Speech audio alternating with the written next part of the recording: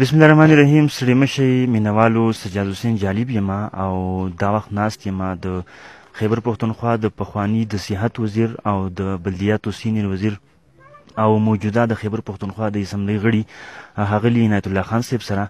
هغې سره به د هغې د ژوند او د فن او د کیریر په حوالې سره او د موجوده حکومت حوالې سره خبرې اترې کوو. نو د ټول نه وړاندې عنایت الله خان صاحب ډېره مننه چې وخت مو راکړو. مهرباني وروره. عنایت الله خان صاحب لږ راته ځان معرفي کړئ. د ټول نه وړاندې کوم ځای کې وزېږېدئ، وړومبۍ زده کړې مو د کوم ځای کې نه ترلاسه کړې او بیا سیاست ته څنګه راغی؟ ضروره زه برول علاقه کې شایکوټ یونین کونسل کې پیدا شوی یم او ما د هغه ځای های سکول دی جنبټۍ سکول د هغې نه لسم پاس کړی دی. بیا نثار شهید کالج په رسالپور کې د هغې نه مې 12 په ساینس کې وکړو او بیا مې د ایډورډز کالج نه ګریجویشن کړی دی. بیا مې په انګریزي ادب کې د جانزیب کالج سوات نه ماسټر کړی. د هغې نه وروستو مې د پرایویټ طالب علم په توګه باندې په د پېښور یونیورسټۍ نه په سیاسیاتو کې ماسټر کړی دی او بیا مې د قرطبه یونیورسټۍ نه ام فل په سیاسیاتو په بین الاقوامي تعلقاتو کې کړی. د هغې نه وروستو زه په بین الاقوامي اسلامي یونیورسټۍ کې د پی ایچ ډي سټوډنټ په طور مې انرول شوم، خو هغه ما تیسیس ونه لیکلی شو سیاسي مصروفیاتو په وجه باندې. او د هغې نه وروستو ما په 2001 کې د یونین کونسل د ناظم په توګه باندې سیاست کې آغاز سیاست وکړو. چونکې زما خاندان مخکې نه په سیاست کې و، نو هغې وجې نه زه خپلې پارټۍ او د خپل خاندان خلکو دې دپاره رامخکې کړم. او په 2002 کې بیا زه د صوبایي اسمبلی ممبر منتخب شوم او په هغې حکومت کې زه د صحت وزیر پاتې شوم. د هغې نه وروستو په 2008 کې چې کله الیکشن ونه شو مونږ بایکاټ وکړو. زه د الخدمت فاونډیشن د پلیټ فارم نه ما په صوبه کې د یتیمانو د کونډو خدمت کوو، د څښلو د اوبو منصوبې هم کولې، هسپتالونه هم جوړول او د آی ډي پیز او د سیلاب زدګانو خدمت هم کړی. او بیا 2012-13 کې جماعت زه د ضلعي جماعت امیر جوړ کړم. هغې نه وروستو زه دوباره په 2013 کې منتخب شوم او هغه امارت نه ما استعفا ورکړه. او بیا زه د 2018 پورې د صوبایي سینیر وزیر بلدیات په توګه باندې ما کار وکړو. اوس صوبایي اسمبلی ممبر یم او د خپل جماعت صوبایي نایب امیر، د صوبایي سیاسي کمیټۍ سربر او د مرکزي جماعت اسلامي چې کوم سیاسي کمیټې ده د هغې جنرال سیکرټري یم. عنایت الله خان صاحب دا راته ووایي چې هر انسان د یو کار دپاره پیدا وي نیچرلي او په ژوند کې انسان مختلف کارونه کوي، خو بیا یو کار د ټولو نه زیات خوښوي. دا سیاست ستاسو د زړه اواز دی او که نه؟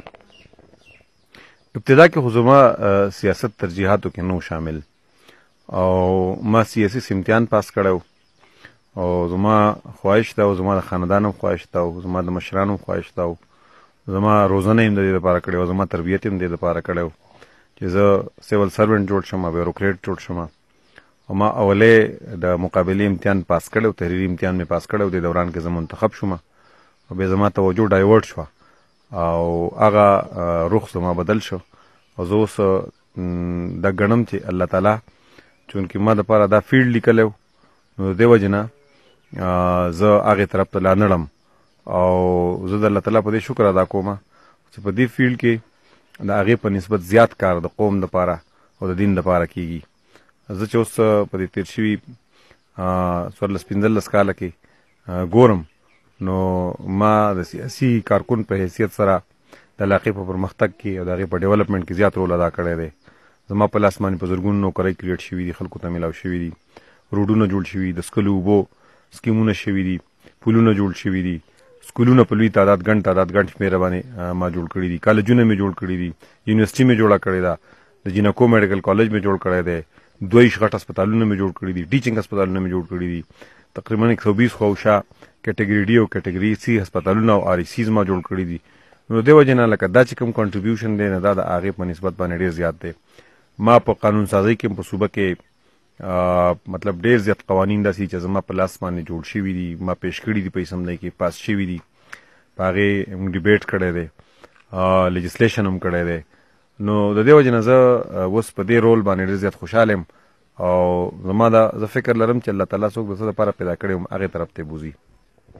دا سیاسي ژوند څومره ګران دی؟ د سهار نه واله ماسخوتنه پورې مختلف اکټیویټیز سرګرمیانې په ژوند کې داسې هم ټایم راغلی دی چې تاسو ترې بور شوي او څومره ګران دی؟ د یو عام انسان د دې څیز نه دی خبر نه کو د دې باندې لږ رڼا واچوئ. سجاد رور داسې ده چې هر کار ګران دی چې د هغې په پوره حق ادا کې او یو کار هم آسان نه دی. خو زه به یو ناشنا خبر ته دا وکړم چې هر کار آسان دی که ټایم مینجمنټ کوي او ځان کې ډسپلین نه پیدا کوي. او ما الحمدلله ډېر سخت ډسپلین سره زه ځان مخامخ کړی دی او زه د ټایم مینجمنټ سخت قایل یم. او ته به حیران شي چې په دې سخت مصروفیت کې زه ډېره سخته مطالعه کوم او په اکانومي باندې، په ګورننس باندې، په اسلام باندې، قرآن او حدیث، دینی لټریچر، دا زه په ډېر زیات مطالعه دې کوم او دې سره سره خپل عبادات او ذکر او اذکار د هغې دپاره هم وخت وباسو. خپلې حلقه کې د خلکو سره د زمیني رابطې دپاره غرونو سرونو ته تګ، د خلکو په غمونو په خوشحالو کې شرکت، د هغې دپاره ما ټیم ایستلی. په اسمبلی کې چې کوم لیجسلیشن دی، کارروایي ده، هغې کې د ټولو نه زیات اکټیو ممبر الحمدلله په 4-5 ممبرانو کې په صوبایي اسمبلی کې تاسو وګورئ نو تاسو ته به زه ښکارم په لیجسلیشن کې ټولو نه زیاته حصه زه الم. داسې قانون نه راځي چې په هغې کې ما امنډمنټ نه یې راوړی، ما په خپل انپوټ نه یې ورکړی. او دغه شان که د سوشل ورکر په حیثیت څه وګورئ نو هم لکه زه چې د دې ځینه مریضان راشي په سکریټریټ کې د چا کاري د هغې دپاره م وخت وباسم. نو بظاهره دا خبرې ډېرې ګرانې ښکاري، خو دا وخت داسې دی چې که وخت تقسیم وکړې، ټایم مینجمنټ وکړې، نو الله تعالی په دې وخت کې ډېر لوی برکت ایښودلی دی. د دې وجې نه خلک چې د کار سخت کار نه یېرېږي، نو زما دا خیال چې یېرېدل ته نه دي پکار. هغې له د خپل وخت صحیح استعمال پکار دی، د هغې صحیح مینجمنټ پکار دی. که صحیح مینجمنټ د خپل وخت وکړي نو موږ ته چې دا 80 کاله ژوند ډېر کم ښکاري، دا ډېر زیات ژوند دی، په دې کې ډېر کار کېږي. ښه عنایت الله خان صاحب، د هر انسان مخې ته څه رول ماډلز وي، څه داسې شخصیات وي چې هغه هغې ته ګوري، مخ په وړاندې باندې ځي. داسې کوم شخصیات دي چې هغه د هغې نه تاسو ډېر متاثره یې، ستاسو دپاره انسپریشن دی او تاسو مخ په وړاندې دا سفر جاري ساتئ؟ زموږ لپاره ټول نه غټ انسپریشن خو الله نبي دی او د هغه سیرت زموږ لپاره ټول نه غټ لارښود دی. او په تېر شوي ماضي په حکمرانانو کې زموږ لپاره ټول نه غټ انسپریشن چې دی نو دا حضرت عمر رضی الله عنه ذات دی او د هغه نظام اسټبلش کړی دی. په اول ځل باندې چې کوم یو ریاست مسلمانانو جوړ کړی و، هغه ریاست ته بنیادي شکل او د هغې ادارې جوړولي، هغه ادارې جوړې کړې دي. تاسو که الفاروق د شبلی نعماني وګورئ تاسو به د هغې تصویر بالکل واضح شي. او موجوده وخت کې مونږ ته چې کوم انسپریشن مونږ اخیستلی دی، د چا نه هم دین زده کړی د دین د موجوده تعبیر چې په هغې مونږ روان مولانا سید ابوالعلا مودودي رحمت الله علیه دی. حقیقت دا د دې وخت کې په مسلمانانو کې چې کوم غټ لیډر دی او د مسلم امت چې دی نو نه ترجماني کوي د هغې د په پوره دنیا کې د هغې نماینده دی، د هغو دپاره اواز اوچتوي، نو هغه د ترکي صدر طیب اردوګان دی. جمهوریت حوالې سره به خبره وکړم. آیا جمهوریت د ټولې نړۍ مسلمانان رایب کولی شي یا داسې بل متبادل نظام د دې لپاره څه سوچ مسلمانانو له پکار دی او که نه په دې نظام کې دنده پکار دی چې ټول مسلمانان کار وکړي او ځان دپاره اسلامي نظام جوړ کړي؟ زه د دین زما چې کومه مطالعه ده د نبي صلی الله علیه وسلم د سیرت او خلفای راشدینو او د نبي صلی الله علیه وسلم نه وروسته د خلفای راشدینو انتخاب چې په مختلفو طریقو شوی، ما چې د هغې څونه مطالعه کړې، زه دې نتیجې ته رسېدلی یم چې اسلام د یو خاص نظام او د یو خاص ډانچې خبره نه ده کړې. دا سکیلټن دی. د سکیلټن باره کې اسلام بنیادي اصول ورکړي دي او اسلام سپیرټ ورکړی دی، روح یې ورکړی دی او ډېر تفصیلات داسې دي چې هغه اسلام نه دي طی کړي. په عباداتو کې تفصیلات طی شوي دي او په سزاګانو حوالې سره تفصیلات طی شوي دي. باقي نظام حکومت به څنګه صدارتي به وي، جمهوري به وي، بادشاهت به وي، دې باره کې څه واضحه دغه نه دی راغلی. البته دا خبره شوې ده چې د اسلام د مطالعې نه په ما باندې دا خبره واضحه شوې ده چې اسلام په شورویت باندې کنسلټیشن باندې زور ورکړی دی او د خلفای راشدینو چې اولی کوم 4 خلفا دي د هغې انتخاب او د هغې طرز حکمرانی دغه طرز حکمرانی طرف ته اشاره کوي چې کنسلټیشن دی. جمهوریت چې کوم مغربي جمهوریت دی، زه فکر نه کوم چې مغربي جمهوریت بالکل په هغه صورت کې چې کم په امریکا او په لندن کې او یا فرانس او په مغربي یورپ کې دی، په هغه صورت کې هغې ته موږ اسلامي ویلی شو. خو جمهوریت کې کنسلټیشن، شورایت، او په جمهوریت کې د اقتدار د انتقال چې کوم دغه سکسیشن دی، دا دواړه هغه څیزونه دي چې په دې کې زموږ د مسلو حل موجود دی.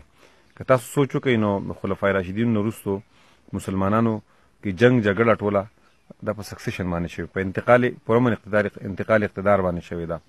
جمهوریت د دې مسلې حل ایستلی دی چې انتقال اقتدار به په څه طریقه باندې کیږي. دې وخت کې تاسو ګورئ خلک وایي په سعودي کې چې دی نو د دغې خطره موجود ده، د عدم استحکام خطره موجود ده، ځکه چې هلته د انتقال اقتدار میکانیزم ته نه دی. نو جمهوریت د انتقال اقتدار میکانیزم ورکړی او د جمهوري دغه الټرنیټ دې وخته پورې نه دی راوتلی. او دې وجې نه زه یم چې زمونږ دپاره د مسلمانانو سره په کنسلټیشن باندې د حکومت کولو لپاره او دا چې د انتقال اقتدار کم پورمن طریقه ده د هغې په توګه باندې د جمهوریت نه بل دې وخت کې متبادل ماته نه ښکاري. عنایت الله خان صاحب، رابه شو دیر لا تاسو د دیر ولس نمایندګي کوئ، داسې کوم خوبونه په راتلونکي کې ستاسو دي چې هغه تاسو مطلب دا دی چې تعبیر ته رسول غواړئ د دیر ولس لپاره، داسې کوم میګا پروجیکټس دي چې ستاسو ارمان دی چې په فیوچر کې وشي؟ زما خواهش دا دی چې د چکدرې نه واله چتراله پورې او د چتراوال نه شندوره پورې، شندور نه د ګرګي ته پورې، دا چې کوم موږ سره دي د الټرنیټ روټ زموږ سره کوم وعده کړې ده چې دا الټرنیټ روټ چې دا سر ته ورسي. او زما خواهش دا دی چې زمونږ کوم د انجینرینګ یونیورسټي کیمپس شروع کړی هغه مونږ سر ته ورسو. بل مې خواهش دا دی چې په هره ضلع کې میډیکل کالج جوړ شو چې ماته موقع دوباره میلاو شي. اوس خو زه صوبایي اسمبلۍ ممبر یم، زما خواهش دا دی چې په دې دیر کې یو ټیچینګ هاسپټل یو میډیکل کالج یو نرسنګ کالج یو پیرامیډیکل کالج په سرکاري توګه باندې چې زموږ د هغې سره د صحت سهولتونه او دغه برابر شي. دې دیر کې د یو کیډټ کالج هم لکه زما ارمان او خواهش دی. د آرمي پبلک سکولز داسې دي چې ماډل سکولز دي، دا کړل ته په دې کې ما د آرمي والا سره هم دا ریکویسټ مې کړی و، کور کمانډر صاحب ته مې د دواړو خبرو ریکویسټ کړی و، دې نه مخکې چې کوم بریګیډیر صاحب و هغې ته مې ریکویسټ کړی و، دوی ته مې دا خبره کړې ده. زه امید او هیله لرم چې انشاءالله تعالی دا کارونه چې ډېر کارونه الله تعالی وکړو دا به مو کړي. خو د ټول نه غټ پوټنشل چې زموږ په دې علاقه کې موجود دی نو هغه د سیاحت موجود دی او هغې دپاره دا چې کوم د سیاحت مشهورې علاقې دي د ډیولپ کول چې دي دا زما ټارګټ دی. عنایت الله خان صاحب، پوښتنې ډېرې سیوا دي، بله مرکبه ږدو، خو یوه اخرنۍ پوښتنه ستاسو نه کوم. تاسو په ژوند کې ډېر سټرګل کړی دی، ډېر جدوجهد مو کړی دی، یو مقام ته را رسېدلي، دا سفر روان دی. که تاسو یو پوینټ د کامیابۍ دپاره وایي چې یاره انسان په یو پیړ کې کامیابۍ ته رسي او ستاسو تجربه شوي، نو هغه یو پوینټ کم یو دی چې اوسني ځوانان پرې عمل وکړي؟ ما د دې غټو خلکو کیسې ډېرې زیاتې وکتلې، کامیابو خلکو کیسې مې وکتلې او هغې یو څلور خبرې دا وایي چې دا د هر سړي دپاره ډېرې ضروري دي. یو هغې د مطالعې خبره کوي چې مسلسل ریډینګ دا ضروري دی. که ته مالداره جوړېدل غواړې دا د هغې دپاره ضروري ده. که ته یو ښه سیاسي لیډر جوړېدل غواړې دا د هغې دپاره ضروري ده. که ته یو ښه بزنسمین جوړېدل غواړې دا د هغې دپاره ضروري ده. ایکسرسایز باندې خلک ډېر زور وکړي، ایکسرسایز ډېر ضروري دی او زیات خوراک نه ځان ساتل پکار دي او په دې خبره باندې زور وکړي چې د نشهیي موادو نه او د نشهیي څیزونو نه ځان ساتل پکار دي. او که دا ټول زه یو ټکي ته راټول کړم، زما په نظر کې د نن ځوانانو دپاره او زموږ د امت مسلمه د ظلمو دپاره واحد د خلاصي لار چې ده نو هغه تعلیم حاصلول دي، هغه ریډینګ کول دي، د کتاب سره تعلق جوړول دي، هغه ریسرچ سره تعلق جوړول دي. دا واحد لار ده چې په دې باندې زموږ د خپل چې تېر شوي کوم زمونږ ګلوري وه هغه مونږ واپس دوباره د هغې احیا کولی شو. ډېره مننه عنایت الله خان صاحب چې ټیم مو راکړو. ملګرو، زموږ سره نن د خیبر پښتونخوا د اسمبلۍ غړی او پخوانی سینیر وزیر ښاغلی عنایت الله خان صاحب میلمه و او زموږ مقصد دا و چې د یو کامیاب شخصیت هغه قصه ستاسو وړاندې ښوده، ځکه چې د هر ځوان دا خواهش دی چې په خپل ټاکلی شوي پیړ کې مخکې لاړ شي، کامیاب شي. نو دغه شانته کې کامیاب شخصیات به ستاسو په وړاندې راولو انشاءالله تعالی پر روانو ویډیوګانو کې. السلام علیکم، زه صابر حجازي او تاسو ګورئ ملکن ټي وي. کچره تاسو زمونږه یوټیوب چینل ملکن ټي وي نه سبسکرایب کړئ نو اوس سبسکرایب کړئ او په بیل آیکن کلیک کړئ چې دا شان زمونږه معیاري او خوندور پروګرامونه تر تاسو په وخت دررسي. ډیره مننه. चढ़ रहा है वक्त आगे बढ़ रहा है, तुम भी आगे बढ़ो ऊंचा चूलो आसमान, तुम हो पाकिस्तान, चूलो आसमान। ज़मन मेला नहीं होता, कन धड़कन प्यार है तेरा, कदम कदम पर गीत रे। पाकिस्तानी है पुकारा पाकिस्तान।